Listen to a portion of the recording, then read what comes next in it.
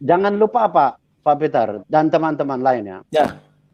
Prinsip kita mempelajari Alkitab itu adalah seperti yang dikatakan para ahli. Biarkan Alkitab menjelaskan dirinya.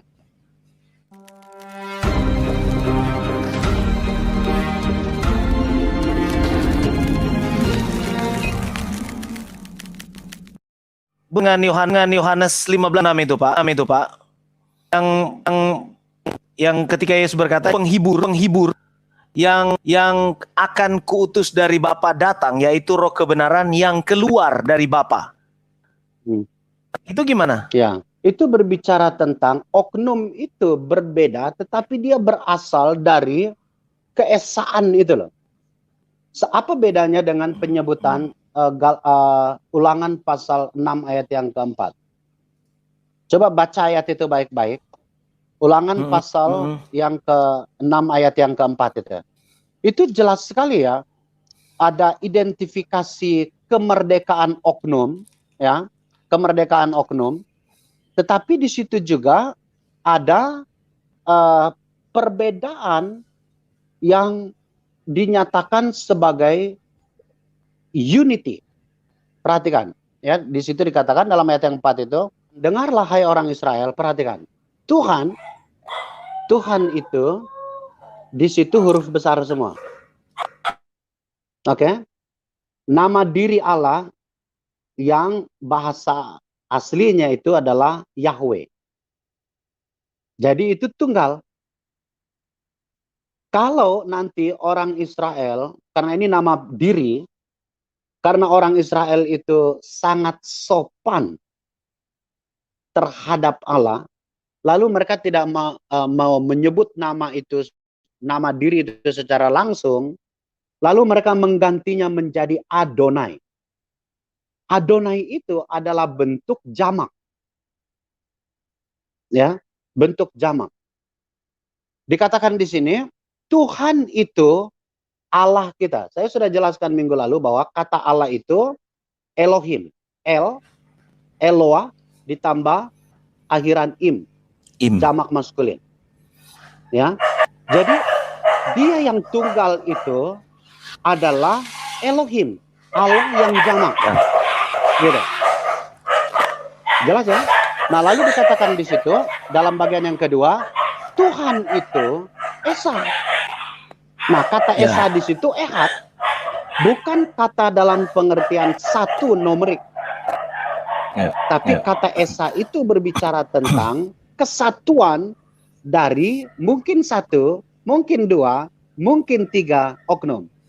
Karena di PL kita belum begitu jelas. Kecuali secara progresif kita mempelajarinya secara konkordatif sampai di Perjanjian Baru.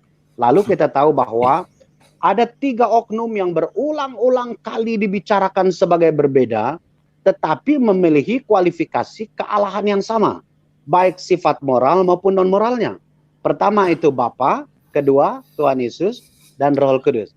Jadi ketika ayat itu berbicara roh yang keluar dari Bapa, ini berbicara tentang roh yang berbeda, kata dalam pasal 15 ayat 16, pasal 14 ayat 16 tadi. Aku akan meminta kepada Bapa supaya ia mengutus seorang pribadi penolong yang lain.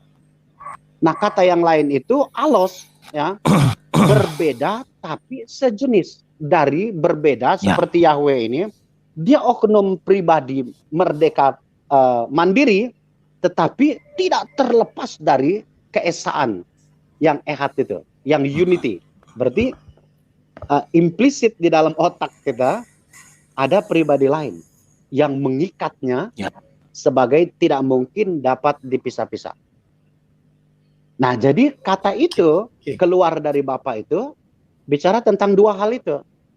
Pertama, autentisitasnya, bahwa dia benar berasal dari Allah yang adalah benar, dan berbicara tentang hubungan yang tidak dapat dipisahkan.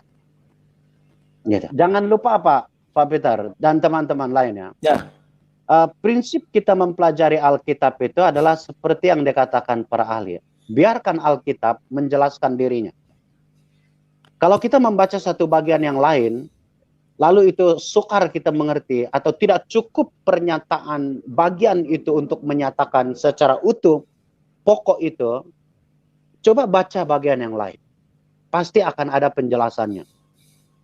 Jadi sehingga berdasarkan penyataan komprehensif Alkitab, berdasarkan progresivitas revelation tadi, baru kita menarik sebuah kesimpulan.